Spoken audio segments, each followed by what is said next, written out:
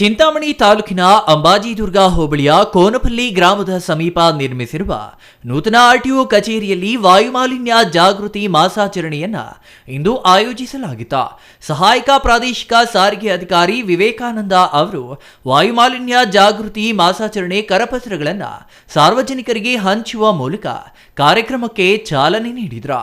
ನಂತರ ಮಾತನಾಡಿದ ಎಆರ್ಟಿಒ ವಿವೇಕಾನಂದ, ವಾಹನಗಳು ಉಂಟು ಮಾಡುವ ವಾಯು ಮಾಲಿನ್ಯದಿಂದ ಭೌತಿಕವಾಗಿ ಹಾಗೂ ಜೈವಿಕವಾಗಿ ಪರಿಸರ ಹಾಳಾಗುತ್ತದೆ. ವಾಯುಮಾಲಿನ್ಯ ತಡೆಯಲು ಹೆಚ್ಚು ಗಿಡಮರಗಳನ್ನು ನೆಟ್ಟು ಪೋಷಿಸಬೇಕು.